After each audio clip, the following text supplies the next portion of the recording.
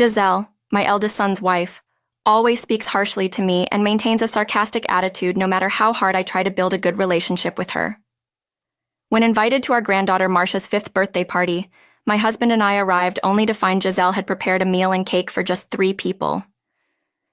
Giselle, what about our meal? Only enough for the family? What? No food for stingy people here? She said this while still holding the gift and envelope we had just given her, a $500 gift for your granddaughter's celebration. Are you joking? My dad gave $2,000, it should be at least $1,000. I thought it was a normal amount. I'm at my limit. Can we cut ties after today? Giselle said with a full smile. Having my own parents here is more than enough. We don't need you. In fact, you're just in the way. My husband and I exchanged glances. Shall we go home? Yeah, I was shaking with anger. Enough of holding back. I will make her regret how she insulted us and ruined Mara's birthday. I am Elise, a 60-year-old living with my husband, Matt. I work part-time in a restaurant. Ever since our eldest son, Jackson, landed a job at a major company, I felt a weight lifted off my shoulders. Matt and I enjoy our days off together, going to movies or traveling. We have a good marriage. Matt is kind, and Jackson is serious and kind to his parents. I felt blessed, but secretly worried that Jackson, in his late 20s, showed no signs of marrying. I hope to be called grandma one day, but I understand many young people nowadays choose not to marry. Just when I had almost given up hope, Jackson brought home his fiancée. She was Giselle, the only daughter of a well-known local company. They met at a cafe near Jackson's company. Giselle, not adept at office work and looking to gain some experience, was working there part-time. She had approached Jackson, and they started dating. She seemed like a capable, beautiful woman who could lead Jackson. The year after they married, they were blessed with a granddaughter named Marcia. Jackson and Giselle, who lived in a nearby condominium, would often bring Mara to visit us during long weekends besides Thanksgiving and Christmas. Matt and I adored Mara, who was growing up so fast.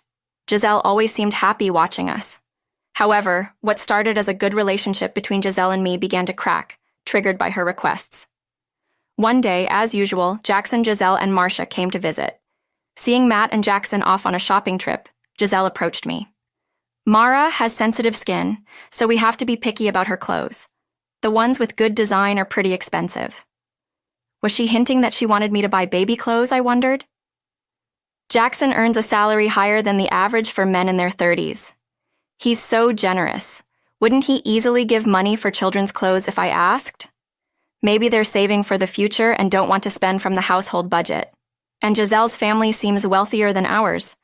Maybe it's hard for her to ask her parents. Giselle, is there a particular outfit you want? After hesitating, I asked, and Giselle's face lit up. Yes, I love this brand because it's cute. Famous actresses often dress their kids in it. She showed me images on her mobile phone, and I was astonished. A short-sleeved t-shirt was $70, a lacy dress $100, and ballet shoes with the brand logo were an astonishing $1,000. Giselle, isn't that a bit extravagant for ordinary folks like us? I gently chided her, but Giselle retorted with wide eyes. Don't you find Mara adorable? I don't mind wearing thrift store clothes, but I want my daughter to wear nice things. Overwhelmed by her fervor, I ended up buying the high-end clothes and shoes she insisted on. I hesitated to tell Matt about it, choosing to remain silent. I justified it to myself, thinking, I bought these with my own salary, so it's okay, right? After that, besides other gifts, I continued to send clothes and shoes for Marcia's birthdays and Christmas. However, one thing puzzled me. Every time the clothes arrived, Giselle would send a thank you message, but she never posted pictures of Mara wearing them. One weekend, while having lunch with a friend, I confided in her about this. She thought for a moment and then showed me an online marketplace. Is this? I gasped in surprise. Just 2 days after I had sent Giselle the clothes, the same items were listed on the site. The same items you bought for your eldest son's wife? Yes, a limited edition for spring. No mistake there, and they're unopened. I always buy children's clothes here, so I keep an eye on this brand. It's popular. An unopened item sells for a high price. My friend frowned. This person, I remember their username because it's unique. They post high-end brands several times a year. so I wondered if they were selling gifts they received. I had a bad feeling. If it happened just once, it could be a coincidence. But if it continued, it would mean Giselle was secretly selling the clothes I sent. Or worse, was she planning to sell them from the start and just using me to buy them? Whenever I checked the online marketplace, 2 days after I sent the clothes, the same items listed by the same username would appear. Last year, during a visit to Jackson and Giselle's home, I finally decided to confront Giselle. I've decided to stop giving clothes as gifts. Why? Giselle puffed up her cheeks in response. Matt opposed the idea of such expensive children's clothes. But don't worry, I'll continue to give toys and gift cards as usual. I had finally talked to Matt about this matter, albeit late. Matt agreed with me. Giselle, being a housewife, might be selling the children's clothes for some extra cash. If you find it hard to refuse, feel free to use my name. Thank you, I'll do that. Sure enough, when I mentioned Matt's name, Giselle swallowed her complaints. He's not comfortable with the reticent Matt. Fine then, I understand. Matt's quite stingy, isn't he? She spat out the words bitterly. But after that, she never pestered me for children's clothes again.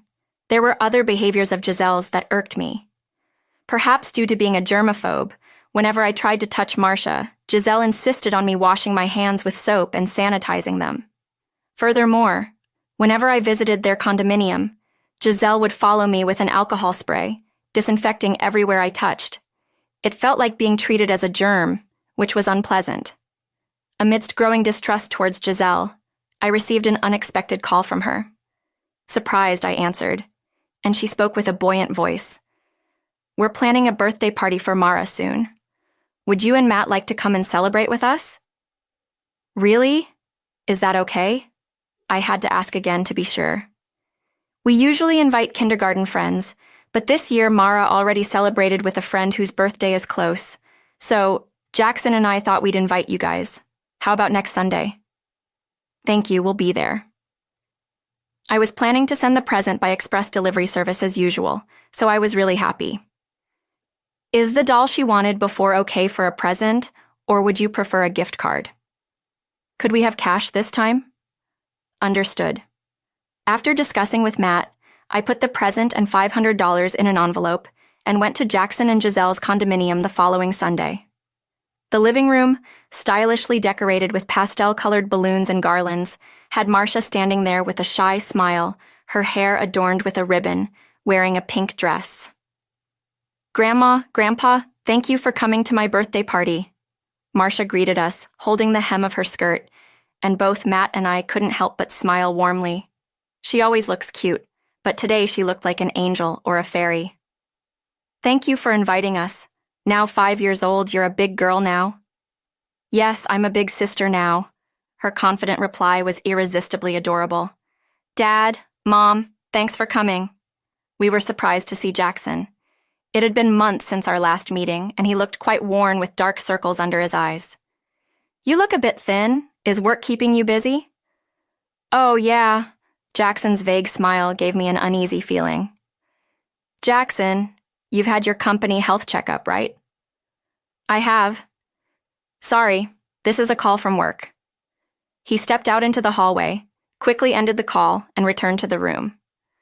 I need to head out to the office for a bit. I'll be back by evening. Giselle, please order dinner for Dad and them too, okay? As Jackson hurriedly left, Giselle brought in a casserole and a whole birthday cake to the dining table. Dad's gone to work, so let's eat without him. While saying this, she cut the bear-shaped cake into 3 pieces. 3? I noticed that Giselle had set the table with only 3 plates and cutlery. She divided the casserole into 3 portions and placed them on the plates. Giselle, what about our portions? I asked, puzzled. Giselle just shrugged her shoulders. There's only enough for the family. What? No food for us? Stung, I said this, almost singing. Holding the envelope we had just given her, $500 gift for your granddaughter's birthday. Are you kidding? My dad gave $2,000. It should at least be $1,000. I thought it was a normal amount, as I quietly countered. Giselle looked at us and snorted. Normal for someone working in a factory part-time. $500 must be a lot, right? Oh, I apologize then. Ignoring Matt's changing expression, Giselle continued in a mocking tone. I knew this family was poor before I even married. The house is old, the interior is outdated, and the whole family is incredibly stingy. This is what you call a marriage of financial disparity, and it's almost laughable. But this is worse than I expected. Anger welled up inside me. A marriage of financial disparity? She was the one who pursued Jackson, and now she dares to talk like this. That's why I've always been thorough with disinfection, to avoid catching the poverty germs from you. It would be terrible if me, a CEO's daughter, or Jackson, who works in a major company, got infected. I see. That's why she was almost peeling her skin off, constantly wiping her hands with sanitizing wipes. But I'm at my limit.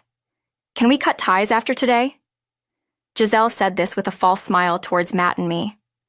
Having my own parents is enough. We don't need you. In fact, you're just in the way. Matt and I exchanged glances. I thought Matt would be angry, but he seemed to have moved past anger to disbelief, wearing a cold expression. Shall we go? Yeah. As we headed to the entrance in disbelief, Mara followed us, looking confused. Grandpa, Grandma, are you leaving already? I was looking forward to playing with you. Seeing Mara's tears, my heart clenched. I hugged Mara. I'm sorry, darling. We have to go today, but we'll come and see you again soon. Until then, be a good girl and listen to Dad and Mom, okay? Okay, I understand. As Matt stroked Marcia's head, I noticed Giselle standing behind him, arms crossed, glaring at us. With heavy hearts, Matt and I left Marcia behind. In the evening, Jackson called after returning home. When I got home, Mara's eyes were swollen. She had been crying since you two left. Is that so? Mom, you left because your stomach was hurting, right? It can't be helped. Did you go to the doctor? I'm feeling better now, thank you. Jackson's kindness warmed my heart. Compared to Giselle, after hanging up, intense anger welled up inside me, and my hands trembled. Giselle had driven Matt and me away, and Marcia's tears probably didn't matter to her at all. Enough of holding back. I will make her regret how she insulted us and ruined Marcia's birthday. Despite Giselle's declaration of cutting ties, she seemed to still hide her true self from Jackson. I hadn't left the family messaging app. Matt and I could still communicate with Jackson and Giselle, so I decided to use the messaging app to reveal Giselle's true nature to Jackson. Timing it during his company's break, I posted the online marketplace images in the group message. Giselle responded quickly, Ellie, delete that photo right now. Oh, Giselle. I thought you wanted to cut ties with us. Right after my reply, a message from Jackson appeared. Giselle, what's this about? Don't believe her, Jackson. It's all lies from Elise. About cutting ties? Lies? No. I'm talking about the clothes, the ones Mom gave for Marcia. I never saw her wear them, and they're on the online marketplace. Giselle, perhaps flustered, left the message on read without replying. And it's all of them. Did you have Mom buy them just to sell? I can't believe this. It's a coincidence someone else happened to sell the same clothes online. Jackson pressed on against Giselle's denial. That's your username, Giselle. When I get home, I'll check Marcia's closet since you insist they should all be there, right? I remembered she dirtied them as soon as she wore them, so I threw them away, all 20 of them. Selling them would have easily net over $1,000, right? I could sense a quiet fury in Jackson's messages. Soon after, a message from Jackson to me appeared. Mom, after work, can I bring Giselle to your house? I want the 4 of us to have a talk. Wait a minute, I'm not going. I have to take care of Marcia. Jackson responded to the panicking Giselle. I'll ask your parents to join us, so I'll come over after dinner. I have to get back to work now. After that, Jackson's messages stopped immediately. Giselle called me. Hey, old hag, stop meddling in things. How scary. I feigned fear at Giselle's ranting, but she continued yelling without lowering her tone. I told you we were cutting ties. Don't be all friendly in the family messages. That message was for Jackson. You reacted on your own. I spoke firmly. So you're not coming tonight? Jackson will find that suspicious. Giselle clicked her tongue on the other end and spoke in a low voice. Fine, I'll come. But if you pull any more weird stunts, you'll never see Marcia again. Remember that. Okay. We'll be waiting for you guys tonight.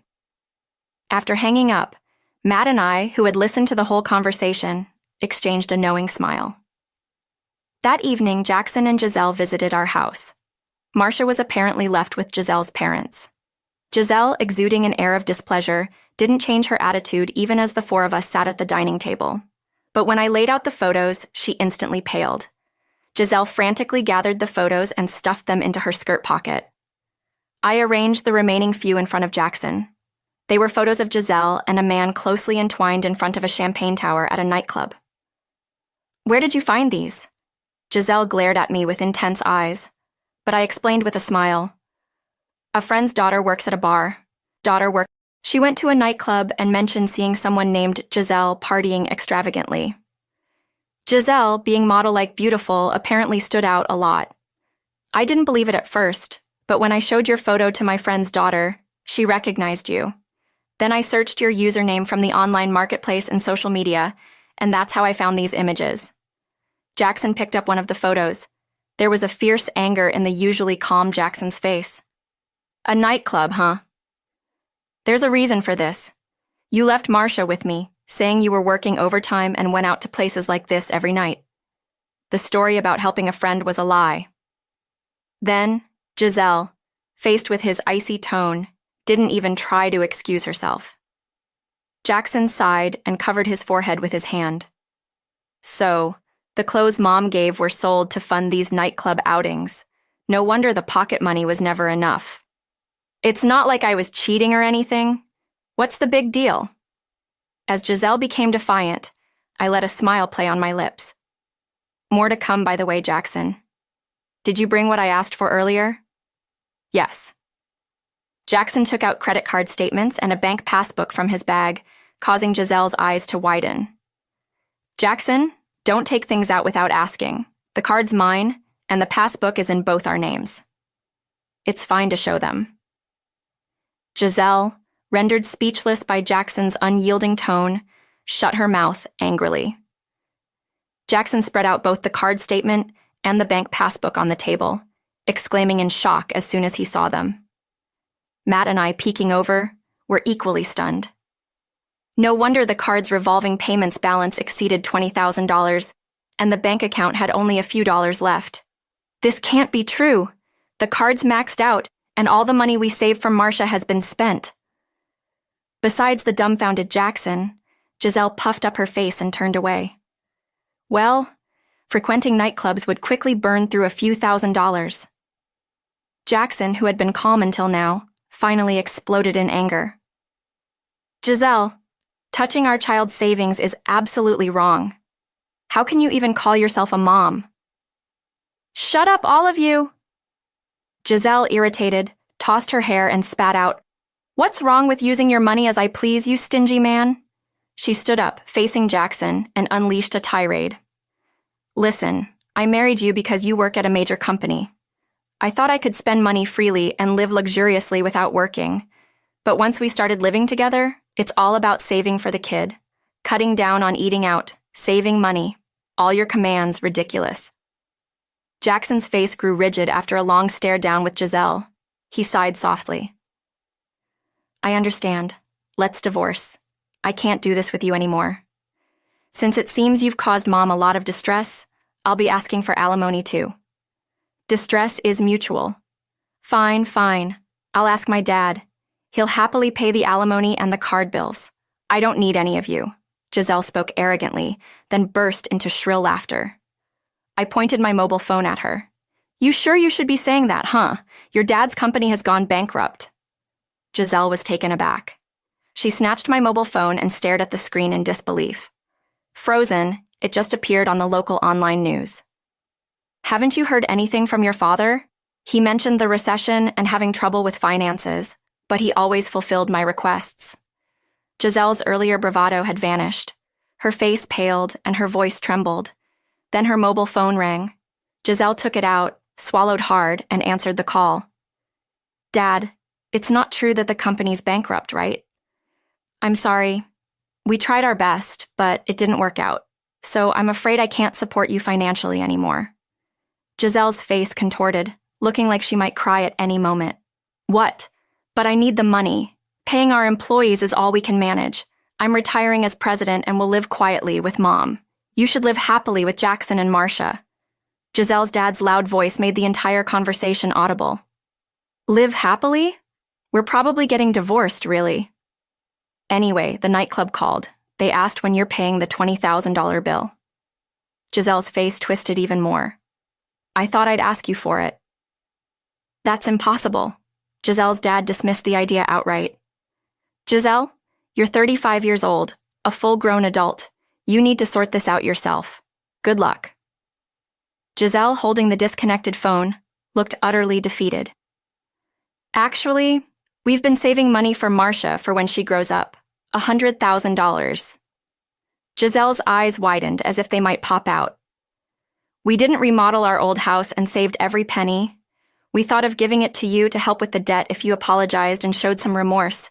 But you said we were not needed, right? So you don't need it then. Giselle's mouth moved like a fish out of water, but no words came out.